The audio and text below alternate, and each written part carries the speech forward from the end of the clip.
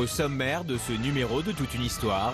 Marina, vous êtes la maquilleuse d'une grande personnalité française. De qui s'agit-il? Du président Nicolas Sarkozy. J'ai travaillé plus de 15 ans chez les ultra-riches en tant que gouvernante. Nos invités vont nous livrer quelques indiscrétions sur leur patron. Qu'est-ce que vous avez vu de plus fou dans leur manière de se comporter? La nourriture avariée au personnel.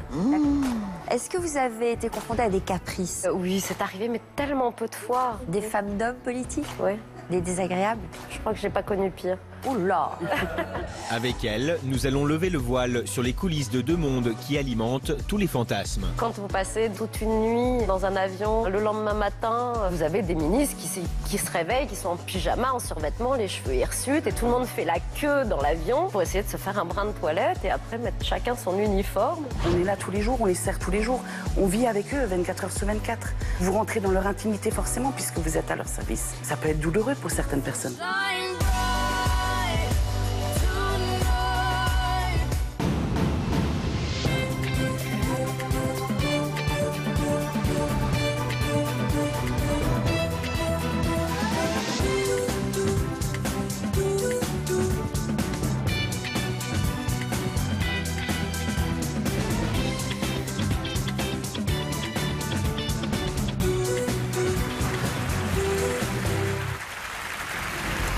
Bonjour à tous. Aujourd'hui, nous avons le plaisir de recevoir Marina et Lydia, deux petites mains de l'ombre qui vont tout de suite nous expliquer pourquoi on les appelle comme ça. Bonjour à toutes les deux, Marina et Lydia. Que faites-vous dans la vie, Marina? Maquilleuse professionnelle. Maquilleuse professionnelle, vous maquillez qui? Des personnalités, que ce soit des hommes d'affaires, hommes politiques, sportifs, animateurs télé, chanteurs. Et vous avez plein de choses à nous raconter sur ces coulisses du monde des stars. Et vous, Lydia? Alors moi j'ai travaillé plus de 15 ans chez les ultra-riches en tant que gouvernante. Chez les ultra-riches. Voilà, les riches et les ultra-riches. Bon notamment. souvenir? Bons souvenirs et plus mauvais souvenirs. Alors parmi ces stars, Marina, vous êtes depuis plusieurs années maintenant la maquilleuse personnelle d'une grande personnalité française. De qui s'agit-il? Du président, enfin, titre de président aujourd'hui, Nicolas Sarkozy, oui. Il en était où dans sa carrière politique lorsque vous avez fait sa connaissance? Il était ministre de l'Intérieur depuis quelques mois ou une année peut-être, non, à peine. Et voilà, et c'était pour une émission de télévision. Et qu'est-ce qui a fait que ça a matché entre vous? Mais à la limite, j'en sais rien. Il faudrait presque lui poser la Il y question. a quand même une anecdote, vous étiez en train de lui... Oui, mais alors parce que voilà, je reste vraie. En fait, j'occulte toujours qui est la personnalité que je maquille, son statut, pour pas être impressionnée et moi dérangée. Donc j'occulte ça, je maquille un homme, je maquille une femme. Et voilà, c'est ma protection à moi. Et là, j'oublie qu'il est ministre, même si j'arrive dans des dorures, dans des bâtiments, parce que j'arrive au ministère de l'Intérieur. Et puis là, il me parle, il me pose des questions sur ma vie, tout. Et voilà, et moi, je réponds du tac au tac, je suis assez naturelle. Et à un moment donné, je me rends compte que je parle à un ministre et j'ai dit, bon, là, je suis peut-être allée un peu loin, donc bon, je m'excuse. Et en fait, il a aimé cette nature, cette franchise. Voilà. Il y a un moment où vous étiez en train de lui redresser le regard et vous lui avez dit quelque chose qui a dû l'amuser, j'imagine? Qui l'a choqué ou surpris, je pense, puisqu'il est allé un petit peu à reculons. Oui, j'ai sorti la pince recourbe-cils. Moi, c'est la première fois que je le voyais en vrai. La pince recourbe-cils. Alors là, c'est un instrument de torture. Je ne sais pas si vous avez déjà vu ça. C'est un truc en métal qui recourbe les cils. Oui. Et alors là, il vous a dit quoi? Il m'a dit, mais qu'est-ce que vous me faites? Je dis, mais oui, mais vous avez un regard de chien battu. Et c'est en ça que je me suis dit, ouf, papa. Et là, vous dites, ouf, qu'est-ce que je viens de dire? Parce que tout ça, c'est des demi-secondes, tout va très vite. Et là, je m'excuse. Puis après, donc, je mets le mascara pour enlever un peu aussi la poudre, pour éviter d'avoir un voile sur le regard. Et là aussi, mais genre, qu'est-ce que vous faites? Je lui dis, mais oui, mais je pensais que vous aviez les yeux marrons. C'est quand même dommage. Ils sont bleu-vert. Il faut les mettre en valeur. Donc voilà, j'ai un peu sauvé l'histoire, qui est une vérité de toute façon. Voilà, jusqu'à maintenant, jusqu'à le voir en vrai, j'ai cru qu'il avait les yeux marrons. Donc c'était bien dommage. Et donc, il vous a gardé. Et voilà, cette franchise, ce franc-parler, et c'est vrai que maintenant, le connaissant aujourd'hui davantage, c'est ce qu'il aime. Oui, d'être assez naturel. Alors Lydia, vous avez travaillé au service de personnes très fortunées, ultra riches, vous avez dit tout à l'heure, pendant une quinzaine d'années. Et vous venez de publier un ouvrage justement sur les coulisses de votre métier.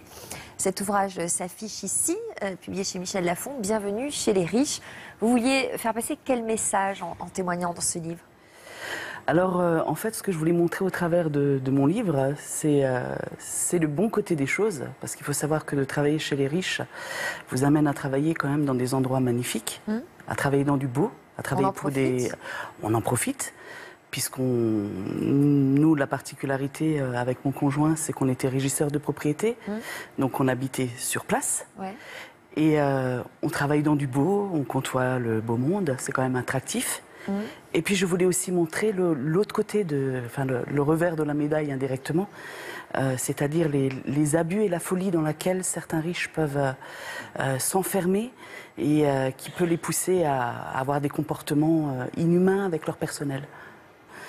Hommes et femmes, en général, ils étaient très différents? Hommes et femmes forment une équipe, il ne faut pas l'oublier. Ouais. Voilà. Mais donc, qui étaient les plus pénibles en général?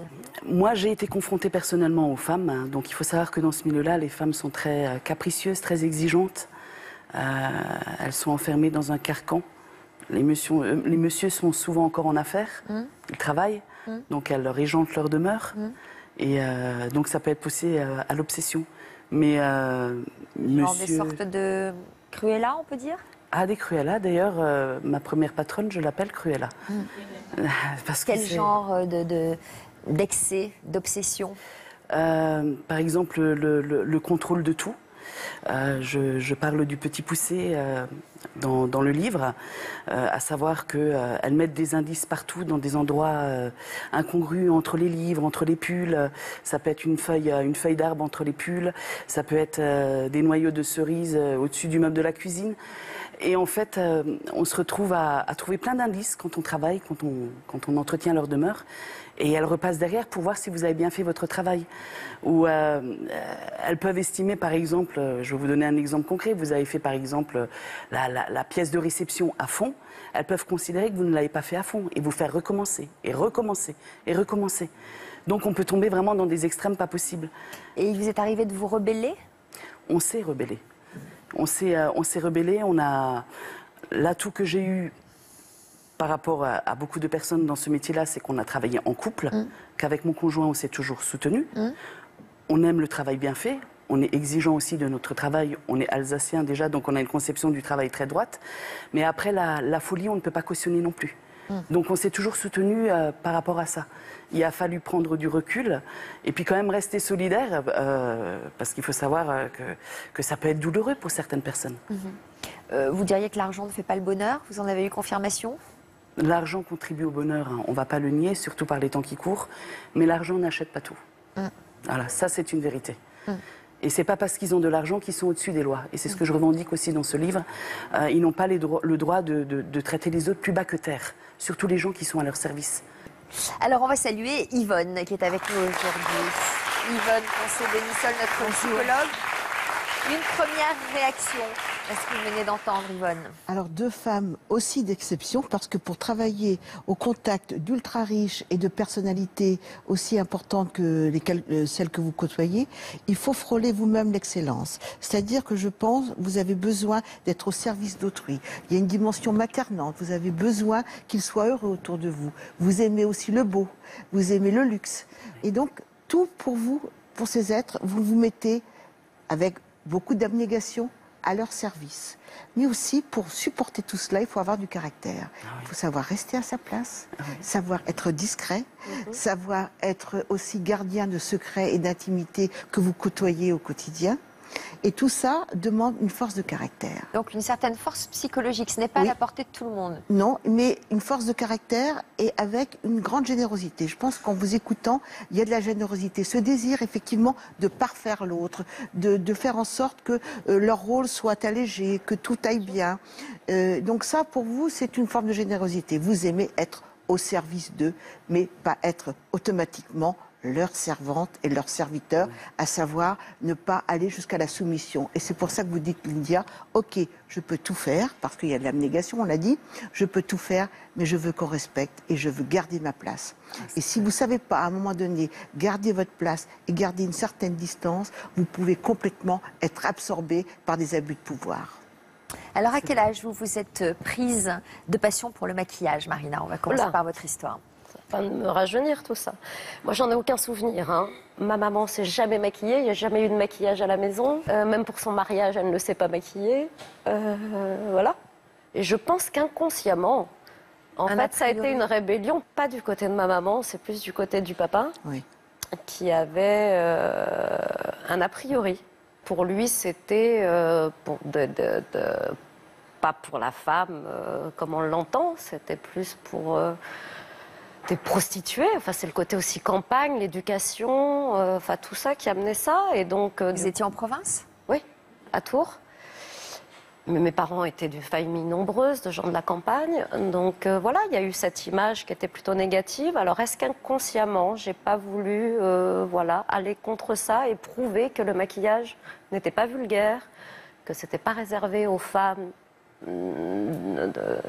d'un autre milieu, voilà. Alors c'est une thèse que vous approuvez? Ah, totalement. Et l'objectif, effectivement, il y a une dimension de rébellion, c'est pour dire à votre papa, écoute, on peut être beau, on peut avoir un maquillage sans être automatiquement dans un objectif de séduction. Bien sûr. On peut être maquillé pour soi. Et je crois que ça, c'est un message qui est adressé un petit peu au côté macho, sans doute, de votre papa.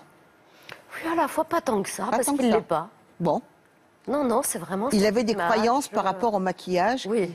Voilà. Oui, mais comme d'aller chez l'esthéticienne, puisque moi, pour être diplômée, j'ai fait une école d'esthétique, et en fait, ils ne savaient même pas ce que ça voulait dire. Parce que ma maman n'est jamais allée chez l'esthéticienne. Enfin voilà, moi j'étais à l'extrême en fait de tout ça. Donc, vous aviez des frères et sœurs? Une sœur. Mais alors là, vraiment garçon manqué. Ah ouais, plus âgé? Oui, 1 an de plus. Donc vous avez fait une école d'esthétique et comment avez-vous commencé dans ce métier? J'ai fait une école d'esthétique donc à Tours. Ensuite, je suis venue à Paris pour me spécialiser dans le maquillage. Voilà, je connaissais pas Paris, hein, j'étais toute jeune. Et puis à l'école, en fin de compte, au cours de l'année, on vous propose de faire des stages. Et du coup, ça m'a ouvert tout de suite au métier. J'ai appris le métier, en fait, à la limite, plus à l'extérieur qu'à l'école, puisque j'avais déjà une base à l'esthétique. On a aussi une formation maquillage. Et vous avez fait des stages dans quel milieu? Un peu tout, puisque j'ai commencé, j'ai fait des téléfilms, le numéro 0 de Julie Lescaut, pour vous dire, donc ça date pas d'hier. Hein. Enfin si, ça date, c'est pas tout jeune. Des séances photos, des défilés, un peu ce que je fais aussi aujourd'hui, donc voilà. Est-ce qu'il y a beaucoup d'a priori sur les maquilleuses? L'a priori dans le sens où il n'y a pas trop de respect, vous êtes rien. Vous arrivez sur les endroits, si vous n'arrivez pas avec la haute personnalité qui va être en plateau ou qui va être sur la séance photo, personne ne vous dit bonjour, on ne vous calcule pas, vous êtes du petit personnel. Hein. C'est pas normal, quoi. Donc ça, c'est quand vous êtes avec une personnalité un peu moindre, et puis le lendemain, vous voyez les mêmes personnes, là vous arrivez avec une haute personnalité, puis là d'un seul coup, on vient vous dire bonjour, on a un peu plus de respect pour vous, on va vous proposer un verre d'eau, voilà. Lydia, vous avez ressenti ça, j'imagine? Oui. D'être finalement assez transparente, ça vous est arrivé? Transparent, même de faire meuble, en fait. Hein. On faisait partie des meubles. On n'existait pas, on était là. Il y a eu chez certains patrons, je pense notamment à Monsieur Villain. On était par exemple dans l'allée... Comment il s'appelait celui-là? Monsieur Villain. Il portait bien son nom? Parfaitement. Parfaitement. Et je pense... Le nom lui va comme un gant, dans leur langage. À Madame Villain aussi, d'ailleurs. C'est pas Cruella, c'est les Villains. On était par exemple en train de laver le couloir central du château qui était recouvert d'un parterre de marbre. Ça faisait comme un damier, où il fallait lustrer, cirer. Il arrivait, il vous marchait dessus, il fallait se pousser. Non. Si. Quand on est arrivé là-bas, on nous a dit qu'il ne fallait pas lui dire bonjour quand on le rencontrait. Bon, nous, on a notre conception. On lui a dit bonjour jusqu'à, que ce soit mon conjoint ou moi-même, bonjour jusqu'à ce qu'il dise bonjour, mais il lui a fallu du temps. Il nous aurait marché dessus, on était moins qu'un insecte. Et vous êtes resté? Pas longtemps. C'est pas possible de faire du service, de travailler Bien sûr. et d'être considéré plus bas que terre. Bien sûr. C'est pas possible. Si on a un tant soit peu de fierté, d'humanité, on ne peut pas accepter ça. Marina, ça vous est arrivé d'être très mal considérée, pas respectée? On peut tomber sur un bon jour, un mauvais jour. Il arrive parfois, oui, qu'en effet, on tombe sur un mauvais jour et que la personnalité est mal lunée pour X raisons. Donc, il faut l'accepter. Et puis souvent, après, quand la séance photo se passe bien, déjà au maquillage, qui est la première étape. Donc, si déjà là, puisqu'on est là pour ça, les mettre en valeur, donc là, il y a une confiance qui s'installe, elle se sent belle. Donc elle va donner automatiquement davantage au photographe parce qu'elle va se sentir plus jolie, elle va prendre plus d'assurance. Donc après, au fil de la séance photo, ça évolue, même si au départ, voilà. Là, vous avez commencé avec Sophie Marceau, Kate Moss. Commencer, non, tout s'est fait au hasard des rencontres, des rendez-vous, mais oui, je les ai côtoyés, oui. Vous leur parlez en général? Jamais. Vous attendez quoi? Quand vous posez des questions? Jamais vous ne leur posez de questions? Mais jamais. Jamais. Enfin, si, à part par rapport au maquillage, savoir ce qu'elles souhaitent, par rapport à l'intensité, le style, l'esprit, mais souvent je le demande surtout au photographe, puisque moi je suis plus en fin de compte aussi au service du photographe, parce qu'il a une image bien précise de l'image qu'il a envie d'avoir au final, hein, de la personne, donc il va me dire je la veux glamour, je la veux une époque, style années 30, années 40, donc je veux que tu ailles dans cette direction-là, et puis après j'en discute avec la personnalité quand elle arrive. Et on essaie si elle n'est pas d'accord, de trouver un compromis, d'alléger. Donc voilà, on parle juste de ça. Donc vraiment de l'aspect vraiment purement maquillage. Après le reste, mais rien du tout. Donc, on a de grosses déconvenues parfois, c'est-à-dire des filles qu'on trouve extrêmement jolies dans les magazines, maquillées, quand vous les voyez au naturel. Oui, mais dans les deux sens. Pour certaines, vous les avez au réveil ou sorties de leur douche, où là vous vous dites mais... Elle a besoin de rien, elle est sublime comme ça. Et d'ailleurs, pour beaucoup, j'ai envie de dire, mais même dans des femmes, n'en mettez pas trop. Pour beaucoup, elles sont belles au naturel. On peut avoir quelques noms. La plus belle que vous ayez vue, sans maquillage? Sophie Marceau? Sophie Marceau, oui. Mais qui, elle, en plus, a ce côté très sexy. Carla Bruni. Voilà, c'était dans l'avion officiel. D'ailleurs, ça a été écrit partout quand on est à Londres, qu'on va voir la reine et tout. Et moi, je la vois avant, où là, elle est en jean, qu'on décontracté, enfin, normal. Et puis d'un seul coup, donc moi, je prépare le président, et là, elle sort, je finis de le préparer, elle sort de la chambre, de l'avion, et là, je vois Carla sortir, et pareil, comme avec Monica Bellucci, c'est waouh. Ouais. Voilà. Et on se dit, mais ouais, il y a une magie, quoi. Et elles ont ça, mais... Alors, je dirais que Monica Bellucci, c'est très naturel. Elle a cette gestuelle, elle a ce côté enveloppant, elle a ses rondeurs, elle a un charme fou. Carla, elle va rentrer plus dans un rôle. Voilà, je m'habille, même si elle est très belle au naturel, sinon pas elle est très préparée. décontractée, jean, des pantalons en velours. Et d'un seul coup, il y a une magie, il va se passer quelque chose. Alors après, quand en plus elles sont apprêtées, habillées et tout, là elles rentrent dans un rôle, dans un personnage, l'image publique que tout le monde connaît. Et alors Nicolas Sarkozy, il fait pareil, il fait waouh quand il la voit sortir. J'espère, mais je pense, parce que déjà moi en tant que femme, et puis bon voilà, oui, il arrive parfois où on fait waouh, oui. Alors, Marina, vous nous avez confié quelques photos personnelles et nous avons fait un montage pour retracer votre carrière. On regarde à quoi ressemble votre quotidien et puis on poursuit la conversation juste après. Depuis 20 ans, Marina travaille pour les plus grandes stars françaises et internationales. Monica Bellucci, Sophie Marceau, Kate Moss ou encore Johnny Hallyday, tous passent au fil des années entre ses mains d'experte. En 2003, la carrière de Marina prend un nouveau tournant. Elle devient la maquilleuse de Nicolas Sarkozy, alors ministre de l'Intérieur. Pendant plus de 10 ans, la jeune femme accompagne l'homme politique dans tous ses déplacements présidentiels. Conférences du G20, ONU, voyages dans les pays en guerre, Marina est de tous les événements de la planète et côtoie les plus grands. Et parmi tous ces chefs d'État, elle a même l'occasion, à la Maison-Blanche, de maquiller Barack Obama. Une rencontre qui la marquera à jamais.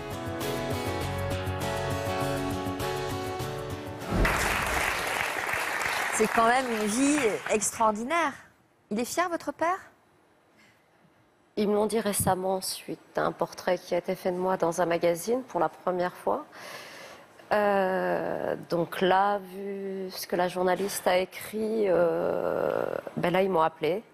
Et en me disant, je vais être émue, qu'ils étaient très fiers. Chose qu'ils ne disent jamais. Ils vous l'ont Pardon. jamais dit? Non. Oula, on sent la douleur, Yvonne. Hein. Du regard du papa qui est enfin présent. Pour eux, déjà, j'avais pas un métier normal. Donc, ils ont eu du mal à l'accepter. J'étais pas fonctionnaire comme eux. Enfin, j'étais pas avec des horaires bien cadrés, du lundi au vendredi. Non, moi, ma vie, c'est pas ça. C'est n'importe quoi. Pas de salaire fixe, on ne sait pas combien gagner à la fin du mois. Donc rien de rassurant pour eux qui étaient fonctionnaires. Donc je suis hors norme, mais depuis petite, je suis hors norme. Donc, Même pendant que vous étiez à l'Élysée auprès de Nicolas Sarkozy, vous aviez un salaire quand même là à ce moment-là? Non, que la dernière année. Ouais. Non, non, non, non. Il fallait être disponible 24 heures sur 24? H24. Comment on Les gens ne s'organise se dans sa rendent vie? pas compte là non plus, mais moi non plus, hein, avant de rentrer dans ce milieu-là. Surtout chef d'État, parce qu'à la limite, quand il était ministre de l'Intérieur, c'est vraiment très français, les problèmes français. Mais chef d'État, c'est pas que le problème du français. C'est un problème mondial à gérer, des décisions à prendre à la minute, à la seconde, où vous n'avez pas le droit à l'erreur. Et donc, le président est dérangé H24. Selon ce qui se passe dans le monde. Voilà, des attentats comme aujourd'hui. Si c'est les États-Unis qui se réveillent, eh ben on est en décalage horaire. Si c'est la Chine qui se réveille, donc il reçoit des dépêches la nuit pour des choses très graves. Évidemment, on ne va pas le réveiller si... Mais ça nous est arrivé des fois dans des hôtels ou dans l'avion où il dormait. Et là, c'est réunion au sommet dans l'avion. Est-ce qu'on le réveille ou pas? La mesure de l'importance. Voilà, parce que... Il y a des dépêches qui arrivent, mais H24. Et donc, selon ce qu'il arrive, eh ben, il doit intervenir. Il y a une prise de parole. Donc, mais alors, vous êtes où dans ces cas-là? Vous habitez à l'Élysée? Non. Mais vous êtes joignable? J'avais même pas de bureau à l'Élysée. Vous êtes joignable 24 heures sur 24? Ah, bah, toujours un téléphone allumé? Portable en permanence. On a un portable de service aussi. Vous pouvez avoir une vie privée quand même? Bah, quand on travaille pas.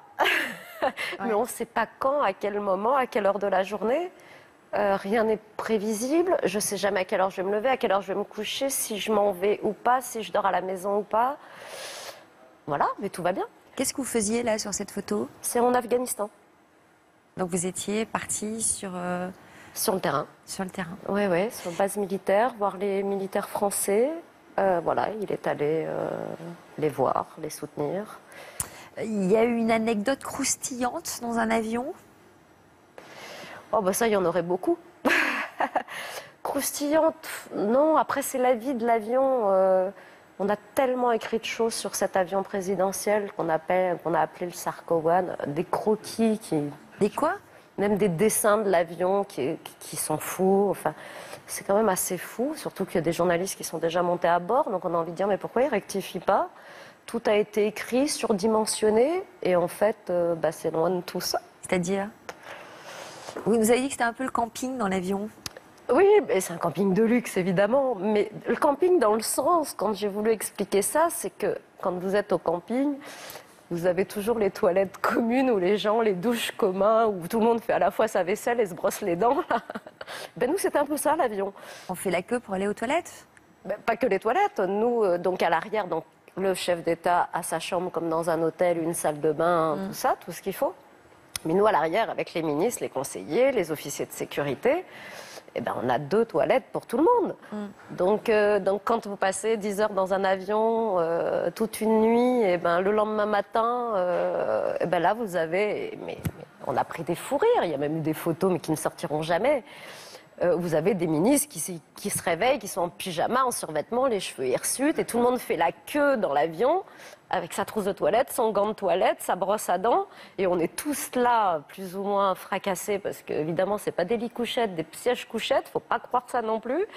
Donc voilà, vous n'avez pas forcément passé une bonne nuit, un peu de travers, et tout le monde a un peu de travers dans le couloir, et on fait la queue avec notre brosse à dents, et pour essayer de se faire un brin de toilette, et après mettre chacun son uniforme. Vous êtes toujours à ses côtés? Oui, toujours. Il a changé, lui, depuis? C'est un autre Alors pour homme? moi, en tout cas. Pour la séance maquillage, oui, il va être plus posé aujourd'hui, plus calme. Moins stressé? C'est pas moins stressé, c'est... il y a toujours, ou peut-être que c'est son défaut aussi quand il a été chef d'État, c'est que il voulait tellement bien faire, le temps est court, le temps est compté, comme je vous disais, il y a des décisions dans la seconde, la minute et tout ça. Donc quand je le maquillais, donc il était dans sa bulle, seul enfin, il sort de réunion, et donc voilà, je prends mon petit déj en même temps, je téléphone, je signe les notes, je machin, et moi je passe entre tout ça. Ouais. D'un seul coup, j'arrive à passer la main pour l'atteindre, le pinceau, je jongle, voilà, c'est des fois... Aujourd'hui, c'est plus posé, il y a plus de temps. Mais aujourd'hui, il va même s'asseoir. Alors qu'en 13 ans, il s'est très peu assis pendant la séquence maquillage. Ouais.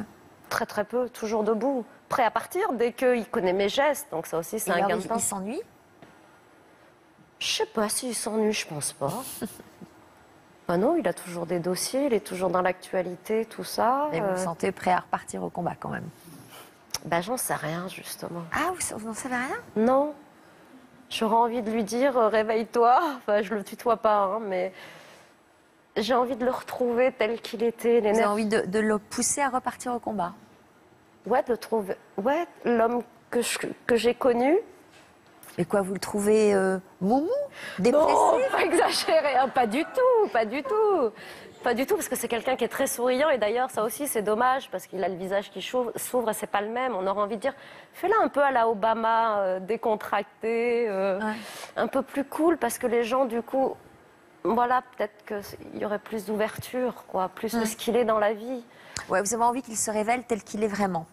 Oui, ça, et à la fois retrouver sa hargne, son caractère, son tempérament, que je trouve qu'il a un peu perdu aujourd'hui, parce que plus apaisé. Plus réfléchi, plus posé. Voilà. Avant, il faisait peut-être trop les choses dans l'urgence, par manque de temps ou par vouloir tout gérer, tout faire. Est-ce que vous avez été confronté à des caprices alors, de M. Sarkozy ou d'autres stars? Jamais de caprices? On vous a jamais refait faire un maquillage parce que c'était nul? Mais jamais. Puis ce serait dramatique pour moi. Enfin, c'est pas que je l'accepterais pas, bien sûr, il faudrait que je l'accepte et me remettre en question, mais heureusement pour moi, ça m'est jamais arrivé. Pas de caprice? Pas de star désagréable au point que vous n'ayez pas envie de les maquiller ou... Ah bah si, ça oui, il y en a eu, mais... Qui? Dois-je dire des noms? Est-ce que c'est nécessaire? Je sais pas. Mais oui, c'est arrivé, mais tellement peu de fois. Des Françaises? Ouais. Genre actrice? Mais ça, pas tellement. Mais en fait, avec moi, il n'y a pas vraiment de souci. Après, c'est une ambiance générale de plateau. Les femmes politiques? On va dire hors politique, liées à la politique, mais hors politique quand même, oui. Des femmes d'hommes politiques? Oui. Ouais. Oui. Des désagréables? Très désagréable. Je crois que j'ai pas connu pire. Ouh là. Alors, on peut pas avoir de nom.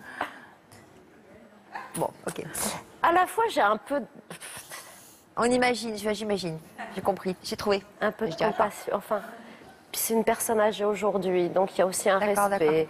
Il y a un respect de la responsabilité. Ok. Donc ça vous est arrivé quand même, comme Lydia, de vous sentir quand même maltraitée, quoi, pas respectée. Oui, oui. Lydia, justement, comment vous supportiez ce métier au quotidien? Vous disiez tout à l'heure qu'il y a eu des moments très difficiles où le maître des lieux vous marchait presque dessus lorsque vous nettoyiez le sol. Oui, il y avait ça, il y avait aussi... Il n'y a pas des moments où on a envie de lui faire un croche-patte? Honnêtement, si. Hein?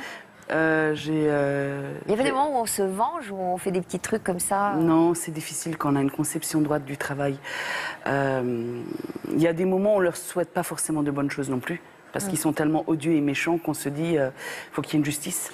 C'est pas possible. Et j'ai à l'image mon conjoint qui aurait bien voulu pousser le patron dans la piscine. Enfin, le patron. Mon conjoint entretenait la piscine et un professionnel des piscines. À ce moment-là, on était dans le sud de la France sur un grand domaine. Et ce monsieur qu'on a appelé trader dans le livre lui expliquait comment entretenir la piscine et il m'a dit j'aurais bien voulu le pousser. Il faut être patient, il faut savoir faire preuve d'abnégation et puis il faut savoir prendre du recul, se dire que ce sont des êtres humains comme nous. Il vous est arrivé d'être très agréablement surpris, de recevoir des cadeaux, par exemple? Oui. Notre premier patron nous a, par exemple, envoyé en vacances sur une de ses autres propriétés aux îles Canaries, avec une enveloppe avant le départ. Sympa. C'est lui qui nous a emmenés à l'aéroport de Marignane avec son épouse. On avait des étrennes, on avait des compliments. Chez tous, plus ou moins, quand ils étaient bien lunés, je pense aussi à Madame Villain, qui était d'autre part, qui pouvait être folle, exécrable. Il lui est arrivé par moments de nous remercier pour un repas qui s'est bien passé.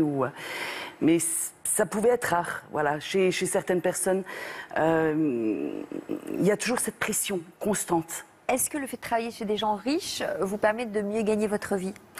Nous avons très bien gagné notre vie. Parce qu'il faut savoir qu'il y a de bons salaires, du fait que vous êtes quand même à leur disposition 24 heures sur 24. On peut avoir une idée des salaires, par exemple? Ça tourne aux alentours de 4 500 € pour le couple. Hein. Je spécifie bien, en sachant que vous avez le logement, que vous avez l'eau, l'électricité, tout qui est payé. Donc il faut s'imaginer tout ça. Je veux dire, c'est 4 500 € d'argent de poche, parce que vous n'avez rien à payer. Ça tourne dans ces eaux-là, sans compter que vous avez des voitures de fonction, sans compter qu'il y a des pourboires, il y a des mois où on va vous donner des primes ou des choses comme ça. Ça, c'est chez les bons patrons. Voilà. Vous avez des jours de repos? Oui, on avait des jours de repos. En général, on travaillait les week-ends, forcément, parce que c'est souvent le week-end qu'ils reçoivent. Mais on avait 2 jours dans la semaine. Donc ça ne nous posait pas un problème, parce que pour nous, dans le sens du goût du service, c'était une évidence de toute façon d'être à leur disposition aussi. On était payés aussi pour ça. Pourquoi vous aviez choisi cette spécialité, si j'ose dire, aller chez les ultra riches?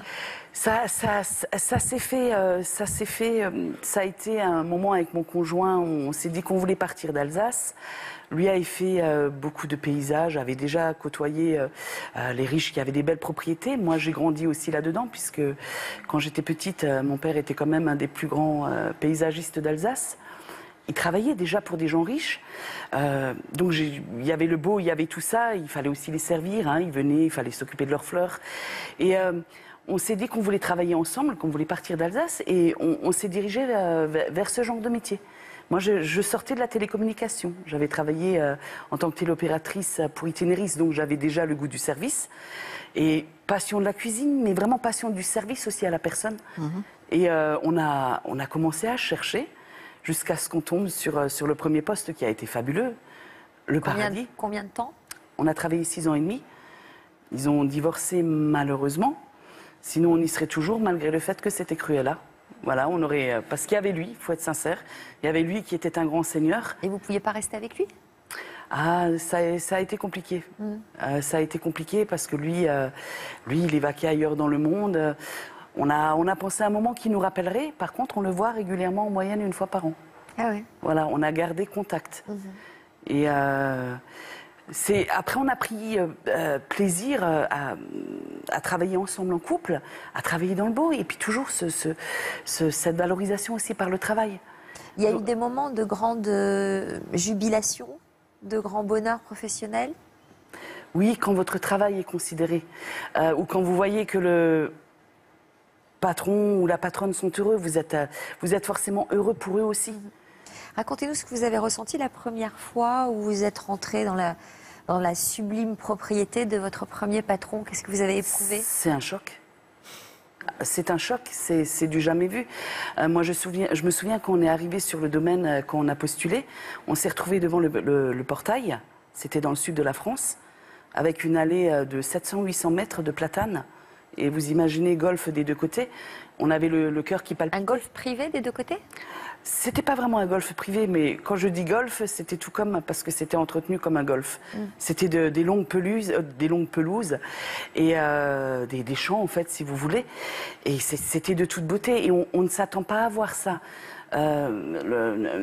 On n'est pas habitué à autant d'opulence, autant de luxe. Après, quand on rentre dedans, bah, ça palpite, et puis on est émerveillé par tant de beauté, il faut être honnête. Mais est-ce qu'on se sent pas extérieur à tout ça, finalement? Ou est-ce qu'on arrive vraiment à entrer dedans, à se projeter dedans? Nous, personnellement, on a réussi à faire la part des choses, à rester à notre place, c'est ce que disait Marina. Mais il faut savoir qu'il y a beaucoup de gens qui pètent un câble. Il y a beaucoup de gouvernants, de majordomes qui transfèrent, qui font un transfert sur la vie de leur patron et qui se glorifient de travailler pour monsieur un tel ou un tel. Ils vivent au travers de la vie de leur patron. Et nous, on est toujours restés, on a toujours revendiqué qu'on était au service de ces gens-là. Et justement, c'est pas frustrant par moment de se dire que, en fait, on est là, on est au service, mais rien ne nous appartient et ce sera jamais notre vie? Non, parce que d'autre part, on y vivait à l'année. Et vous voyez, pour être tout à fait sincère avec vous, souvent quand les patrons n'étaient pas là, parce que c'était des résidences secondaires. Vous alliez dans la piscine? On profitait de la piscine, mais on n'en abusait pas. Il y avait sauna, hammam, jacuzzi, on n'y allait pas forcément. Enfin, je veux dire, ça ne nous a jamais... Et ça veut dire que vous avez quand même vraiment profité des propriétés? Oui, il y a du bon temps. Oui, mais je dirais plus dans le parc. Dans le parc qui était fabuleux. Il faut s'imaginer que c'est des grandes propriétés, plusieurs hectares, donc vous êtes comme sur une île. Et plus de profiter de l'énergie positive, du bien-être, de la qualité de vie. Pourquoi vous n'alliez pas au hammam, au sauna, à la piscine On l'a fait une fois pour le fun, mais c'était sans plus. C'est pas parce qu'ils l'avaient que nous, on les a pas enviés. Et on aurait pu y aller 50 000 fois. Vous voyez ce que je veux dire? La piscine, j'en ai profité. Ma fille, à 3 semaines, était dedans, quand même.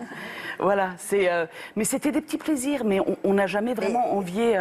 Ils le savaient, vos patrons? Ah oui, tout à fait. Vous aviez l'autorisation de le faire? Parfaitement. Pas dans leur dos? Non, Il vous est arrivé, justement, de faire des choses dans le dos des patrons qui n'étaient pas sympas? C'est difficile à faire. C'est ce que je vous disais, quand vous avez une conscience professionnelle, c'est difficile. Alors, vaut mieux parler du problème, leur dire ouvertement que vous n'êtes pas d'accord avec ça. Ça, c'était plutôt nous, parce qu'on est franc, on est honnête, d'aborder le problème en face que de faire quelque chose derrière. Alors, comment vous gérez, par exemple, ce couple pour lequel vous avez travaillé 6 ans? Donc, lui, vous l'adoriez, et elle, c'était un enfer, c'est ça? Elle était... Oh, on ne va pas dire enfer, parce que j'ai découvert pire après elle, Madame Villain. Qu'est-ce qu'elle avait de pire, Madame Villain? Sa folie. Même que Cruella, la première, était terrible aussi, Il fallait pas la croiser le matin. Pourquoi? Elle passait 2 heures au maquillage, mais elle n'avait pas Marina, c'est à cause de ça. C'était assez rigolo. Elles se crépissaient le visage, parce qu'elles n'acceptent pas de vieillir, ces femmes. Il faut être honnête, c'est des femmes aussi qui sont arrivées à ce rang-là de par leur beauté, c'est tout à leur honneur. C'est vrai? Même Madame Villain? Ah oui, Madame Villain était mannequin dans le temps. Ah, elle était... Donc c'était... Et même Madame Villain n'était pas si moche que ça, alors. Non, Madame Villain a même dû être une très belle femme. Il y avait de très beaux restes. Oui, donc quand même, ce sont des femmes d'apparat, quoi. On est là pour... elles sont aussi dans la figuration. Oui. Et c'est vrai qu'elles n'acceptent pas de vieillir. Elles passent des heures dans la salle de bain pour se maquiller, les chirurgies esthétiques, tout ça. Mais elles font rien d'autre dans la vie? C'est ce qui m'a chagrinée, parce que j'ai eu l'opportunité d'avoir plusieurs patronnes, forcément, puisqu'on a travaillé sur plusieurs domaines. Et je me suis toujours dit, mais je ne comprends pas, avec le temps libre qu'elles ont, le pognon qu'elles ont, il faut être honnête, la santé, la beauté, pourquoi elles ne font pas autre chose de leur vie? J'ai pas capté. En gros, elles ne font que s'occuper d'elles. Voilà, ou harceler le personnel. Et harceler le personnel. Elles sont là pour ça. Madame Villain, c'est 15-16 heures par jour dans son château à harceler le personnel. Est-ce que son mari est au courant? Mais il le vit avec. Et puis il est d'une lâcheté. Mon Dieu, quand monsieur casse une ampoule, il accuse un tel ou un tel. Tellement il a peur de sa femme alors que c'est lui qui a la fortune. C'est très rigolo. C'est ridicule, en fait. Ils sont pris dans un tel engrenage. Il y a des faux semblants. Madame Villain, par exemple, 15 personnes à son service à l'année. Madame Villain? Ah oui, 15 personnes. Il y a 5 jardiniers, puis le reste dedans. Et vous vous imaginez que cette femme, quand elle se 15 lève... personnes qui font quoi, alors? Qui s'occupent de leur énorme jardin potager à l'anglaise, qui est magnifique, qui est une œuvre d'art, mais qui a la taille d'un terrain de foot. Il faut savoir qu'il y a des kilos de légumes qui sont produits juste pour l'œil. Pour l'œil? Oui, tout part à la poubelle. Ils sont Non. que 2. Rien n'est donné au village et le personnel n'a surtout pas le droit de toucher Non, à quoi mais que ce c'est soit. dingue. Et c'est la vérité, il faut le savoir. Il faut savoir que dans ce Qu'est-ce potager, qu'ils font de leur argent, ces gens-là? très certainement des placements. Est-ce qu'ils profitent? Est-ce qu'ils jouissent de la vie? D'une certaine manière, oui, ils jouissent de certaines prestations, mais ils s'enferment dans une bulle. Et je pense que le monde extérieur, au bout d'un moment, leur fait peur. Mais pourquoi? Ils ont tout à peur fait. d'être pillés? Ils sont enivrés par leur pouvoir et C'est par la ça. toute-puissance qu'ils ont sur autrui. C'est Parce ça. que cette dame dont vous parlez, sa seule fonction, c'est de vous soumettre. Et comme ça, elle a l'impression d'exister. Mais c'est ça. Elle existe à travers l'effet qu'elle produit sur vous. Et plus, finalement, vous êtes malheureux, plus vous êtes dans la soumission, plus elle vous écrase. Et vous êtes quand même, vous avez beaucoup de caractère, vous ne vous laissez pas faire. Est-ce qu'elle va voir une psy 15 fois par semaine? Si elles vont voir une psy, elles ne s'en vantent pas. Et juste pour revenir à Madame Villain, où je vous dis qu'elle avait 15 personnes à son service, le matin, dans son parc de 30 hectares, les jardiniers à l'extérieur, elle les observait avec les jumelles. Et dans toutes les pièces du château, il y avait des gens de téléphone-interphone. Elle vous appelait. Alors on entendait, ça commençait là-bas. Elle cherchait son personnel. Parce que quand Madame Villain, elle décrétait qu'à 10h, vous deviez être par exemple dans la chambre jaune, vous avez intérêt d'y être. Et vous n'avez pas intérêt d'avoir été plus vite pour atterrir dans la chambre bleue. Donc c'était un scandale. Elle passait son temps à fliquer le personnel pour asseoir son autorité. pouvoir Et c'est sans arrêt ça, c'est moi la patronne. Le moindre conflit, c'est moi la patronne. Vous n'avez rien à dire, c'est moi qui décide. Comme vous dites, soumettre. Et parce toujours avec qu'elle-même vous. était soumise par rapport à son mari. C'était son mari qui avait le véritable pouvoir. Elle a Elle dû était être l'employée et au service de son mari. Et donc, pour se venger de ses frustrations, Je pense. eh bien, elle projetait sur vous son insatisfaction. Vous étiez un petit peu le réceptacle de son insatisfaction et de son mal-être. Et de toute façon, en analysant avec ces femmes qui m'ont beaucoup intriguée, qui avaient aussi des qualités d'autre part, je me suis dit que de toute façon, pour faire un tel mariage, pour aller avec un homme fortuné, il y a beaucoup de choses d'elles qu'elles ont dû effacer. Pour preuve, c'est que la plupart ne va pas vous parler de leur enfance, ne va pas vous parler de leur famille personnelle à elles. La plupart commencent à parler de leur vie à partir du moment où elles ont épousé monsieur. Et ça, c'est véridique. Toutes. Elles se sont niées. Elles se sont reniées et je pense qu'il y a une part d'elles-mêmes qu'elles ont dû renier pour entrer dans le carcan de la haute société, puisqu'après, c'est un faire-valoir pour l'homme. Elles sont belles, elles sont dans la figuration. Et je pense qu'avec les années, malheureusement, ce carcan de figuration, le rôle qu'elles avaient s'estompe et qu'elles s'enferment dans leur prison dorée, dans leur château. Et elle est toujours avec Monsieur Villain? Ah, mais ils vont jamais divorcer, ça c'est sûr, pour la forme, pour Parce que l'étiquette. Monsieur Villain, il n'en prendrait pas une plus jeune, plus belle? Il en a très certainement, officieusement. Ah je n'en doute pas. Ah, mais ça d'accord. c'est un autre débat, je ne suis pas rentrée aussi loin. D'accord. Mais je n'en doute pas, parce que quand on voit le rapport qui est établi, d'ailleurs même Madame Villain un jour est venue en cuisine en me disant Lydia, je suis sûre qu'il a une maîtresse. Ah, elle vous l'a dit? Voilà, et je lui ai dit, ne portez pas de jugement comme ça, qu'est-ce qui vous fait dire ça? Et puis, dans le fin mot de l'histoire, je lui ai dit, écoutez, si vous êtes convaincu qu'il a une maîtresse, pourquoi vous ne prenez pas un amant? Voilà. Vous lui avez pas proposé votre mari, quand même? Ah non, on n'y touche pas, je ne partage pas.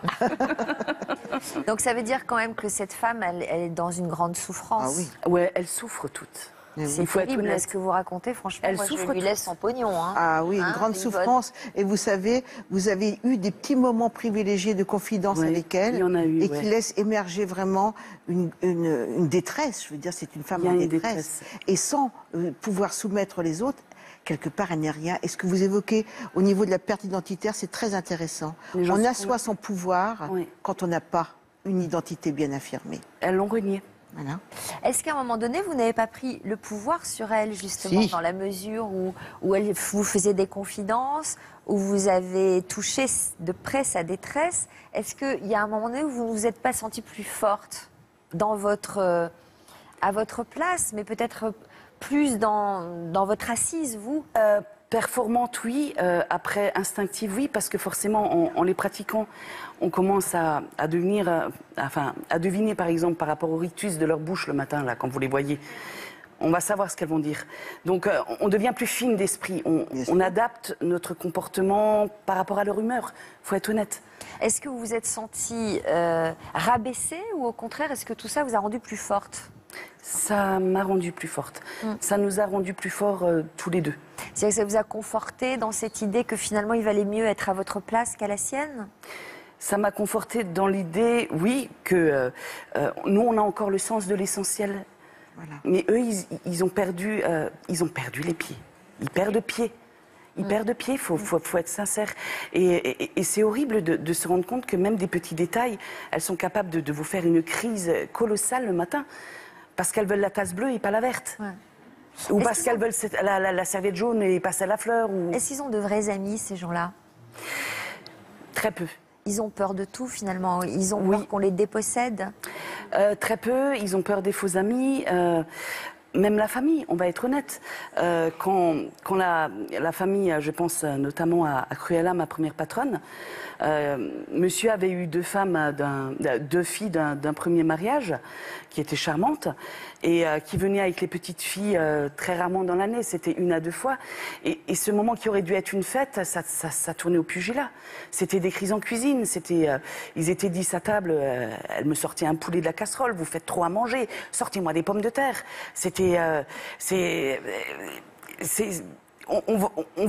On voit que pour elle, c'était une pression parce qu'il recevait ses filles.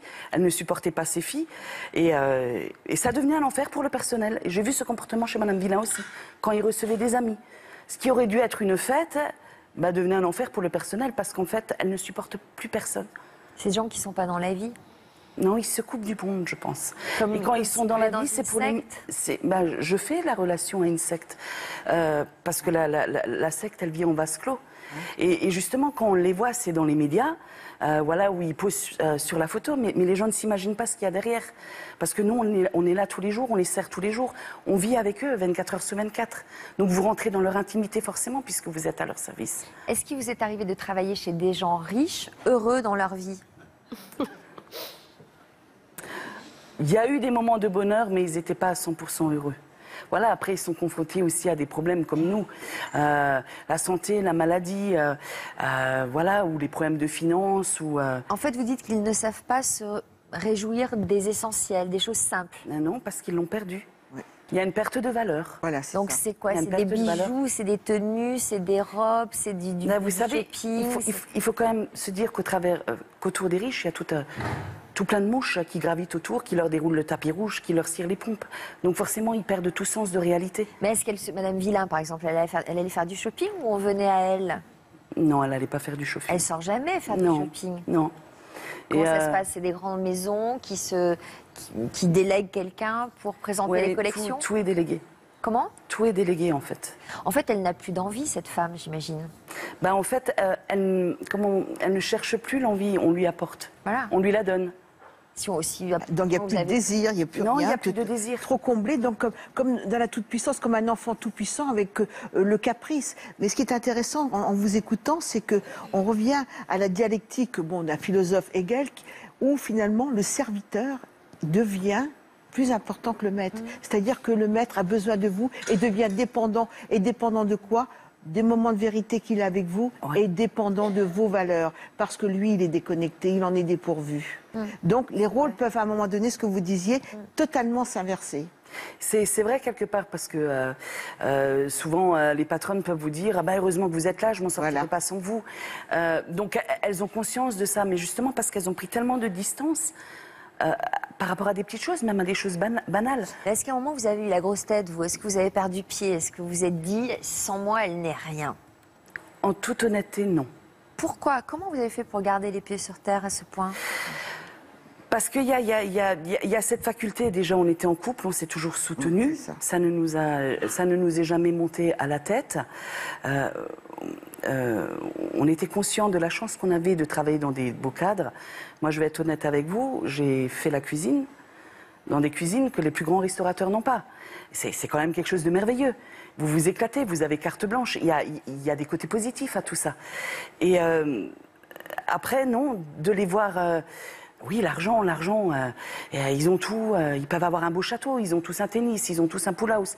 Vous avez travaillé chez un, vous pouvez aller chez n'importe lequel, ils ont tous la même chose. C'est simple. C'est un diplôme. Je veux dire...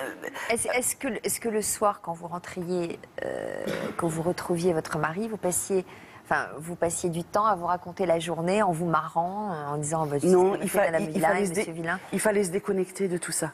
Au contraire. Ouais, il fallait se déconnecter, fallait parler d'autre chose parce qu'on vivait sur place. Donc il fallait savoir faire la part des choses. Il est arrivé le soir quand il y a eu voilà, quand madame a pété un gros câble, forcément que j'en parlais avec Joseph en lui disant écoute, elle a vraiment pété une durite. Et en parlant avec lui, je savais aussi l'attitude. Il me rassurait aussi, il m'a toujours soutenu, et lui vice-versa. On savait aussi, en communiquant, quelle attitude... on adaptait notre attitude, en fait. Alors, justement, est-ce qu'il y a eu un moment où vous avez eu la mauvaise réaction ? Quand Madame Villain a pété une durite, est-ce qu'il y a un moment où vous en avez pété une, vous aussi ? J'ai pété une grosse durite. Vous avez pété une grosse durite ? Ah ouais.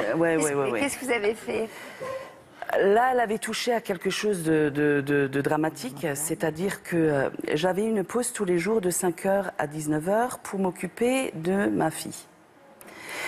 Donc je la récupérais à l'école, je lui faisais, je lui faisais prendre le goûter, je lui préparais le repas, la douche, parce que le papa prenait le relais à partir de 19h. Il faut savoir que chez les Villains, je pouvais travailler jusqu'à 23h, minuit, 1h, en fonction des rares visites qu'ils avaient, parce qu'ils n'avaient pas beaucoup de visites, ou en fonction de leur envie à eux. Et un jour, elle a décrété qu'elle allait m'enlever cette pause. Elle voulait tout simplement que je sois à son service pendant cette pause. Et elle estimait qu'elle avait le droit parce qu'elle me paye.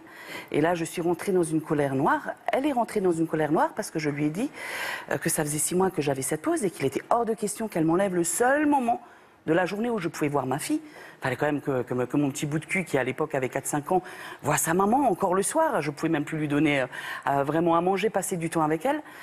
Et là, elle a explosé, mais j'ai explosé. J'ai explosé aussi. Et je suis sûre qu'elle s'est tue quand elle vous a vu exploser. Elle s'est sauvée en courant, je lui ai couru après. Pas pour la taper, parce que mais oui, parce que je la trouvais lâche. Quand elle a enlevé son chapeau, elle commençait à balancer de la vaisselle, et je lui ai dit, si vous balancez de la vaisselle, je vais faire pareil. Parce qu'en fait, elle avait cette habitude-là, quand elle parlait, c'était son chapeau par terre, ses foulards, parce qu'elle était couverte de plein de foulards. Elle avait peur du soleil pour pas vieillir et pour pas avoir des problèmes de peau. Et donc, en fait, je suis rentrée comme un miroir, j'ai eu la même attitude qu'elle. Exactement. Et là, à ce moment-là, ça ne plaît pas du tout. Non. Et elle a été effrayée, donc elle s'est sauvée en courant. Elle s'est cachée dans un des vestiaires de son pool house qui était à 500 mètres de la cuisine centrale, le vestiaire femme. Et je lui disais, mais Madame Villain, sortez, je ne vais pas vous manger. Et elle vous en a voulu après ? Elle s'est vengée ? Non. Son mari nous a contactés dans la foulée, nous a demandé de ne plus rentrer dans le château et dans le parc. Donc on est resté, on a été assigné à résidence dans la maison du gardien, où on était quand même plus ou moins libre de nos mouvements. Et au bout de quelques jours, quand elle a repris ses esprits, elle m'a appelé, elle m'a demandé de reprendre le poste. Et je lui ai dit que ce n'était pas possible à ces conditions. Et alors elle m'a dit, Lydia, écoutez, je me suis attachée à vous. Parce qu'elle avait eu pour petit rituel régulièrement de me convoquer dans son boudoir et de parler. Justement, il y a eu quelques bribes d'humanité. Quelques bribes. Ah, mais n'empêche qu'elle était attachée à vous. Elle s'est rendue compte que vous lui par rapport au contact humain et peut-être à la franchise aussi, comme elle disait. Les moments de vérité. Voilà, les moments de vérité. Et le problème qu'il y a eu, on aurait pu continuer parce qu'on avait un très bon salaire, mais c'était nos collègues, de voir les autres se faire maltraiter et les autres qui font oui. Ça vous est devenu insupportable. C'était pas possible pour nous. Qu'est-ce que vous avez vu de plus fou dans ces propriétés ou dans leur manière de se comporter ? La nourriture avariée au personnel. La nourriture avariée au personnel. Alors pour reparler des Villains, il faut savoir qu'il y avait un cuisinier qui était là la moitié de l'année, qui leur préparait un festin. Il y avait un festin pour eux deux, comme s'il y avait 15 personnes. C'était le rituel tous les jours. Voilà. Et bien sûr, on était 5-6 à leur service.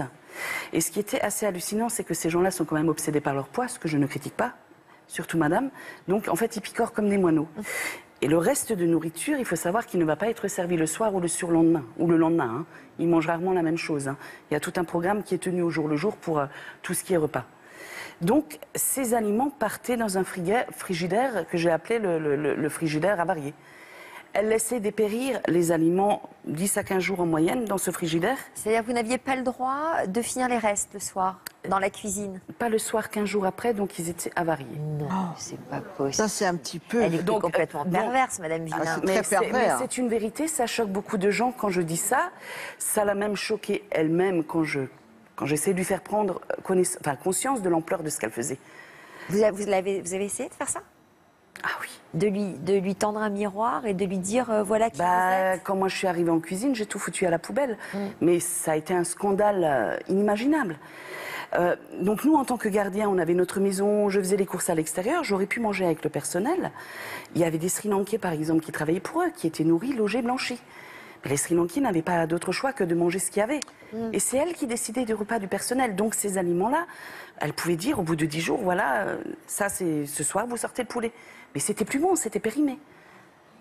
Il faut le savoir. Et le délire le plus luxueux que vous ayez vu dans les propriétés, dans leur manière de vivre? C'était le premier Noël qu'on a fait dans la salle de réception. Donc j'étais là forcément le soir pour la préparation du repas, tout ça. Et l'image que je vais vous donner, elle est vraiment réaliste parce que je me vois devant la porte de la salle de réception à 6 h du matin parce que il fallait que je commence tôt forcément, il y avait eu du monde.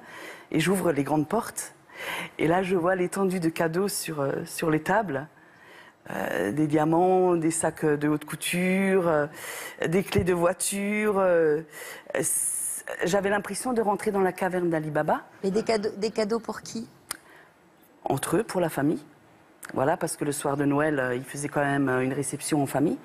Et c'est vrai que très vite, j'ai repris mes esprits parce que je me suis dit, ne te concentre pas sur ce que tu vois, fais ton travail. Il faut savoir couper. Il faut savoir éviter toute forme de fascination, sinon c'est la soumission assurée. Voilà. Vous faites quoi aujourd'hui?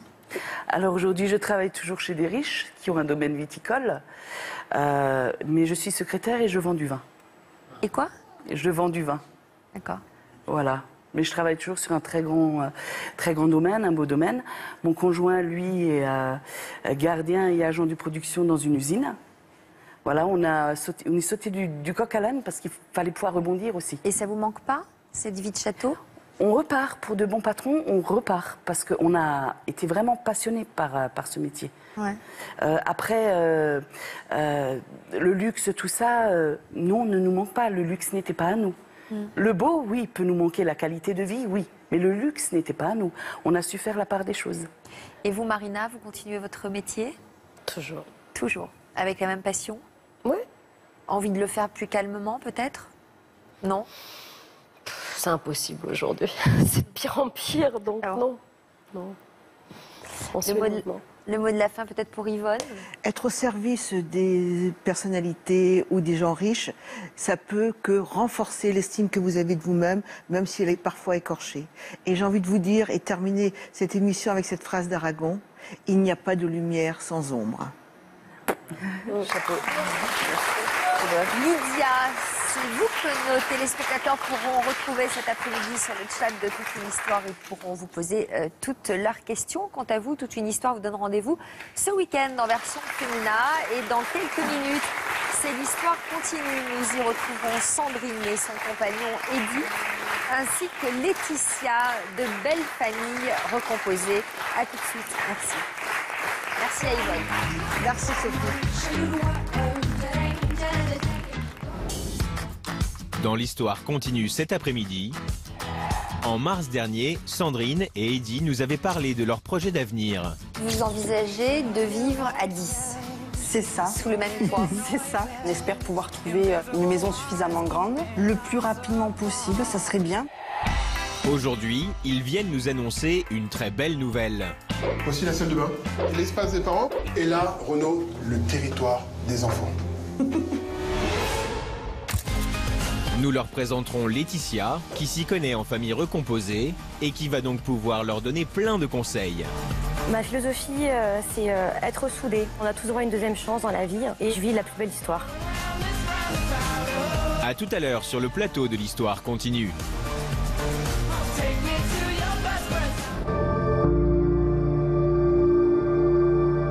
Bientôt, au sommaire de toute une histoire, Ils ont découvert le diagnostic en novembre. Quand ce diagnostic de la sclérose en plaques est tombé, comment vous avez réagi? Pendant un mois, j'ai fait un déni parce que je me disais mais pourquoi? Et après, ça a été une très grosse dépression nerveuse. Marilyn a besoin de conseils pour affronter l'avenir. Oui, j'ai des angoisses par rapport à l'avenir. Savoir comment plus tard je pourrais avoir des enfants. Pour toi, comment ça s'est passé en fait? Alors, moi, ce qu'il y a, c'est que, donc, je te dis, c'était 20 ans en arrière. Une neurologue à l'époque m'a dit il ne faut surtout pas avoir d'enfants. La grossesse protège. En gros, il faudrait être enceinte tout le temps. Comme ça, vous seriez protégé tout le temps. Et nos autres invités vont tout faire pour lui redonner espoir. Quand elle m'a annoncé tous les symptômes, j'ai hésité quoi, une grosse seconde, et je dis banco. Depuis petite, j'aide comme ça à la maison. Je veux être chimiste pour trouver un remède pour maman. J'ai dit c'est moi qui gagnerai, de toute façon, c'est pas la maladie. Alors, on est parti pendant un an faire le tour du monde en vélo. Comme quoi, on a beau être malade, on peut réussir, on peut faire notre vie comme quelqu'un de normal.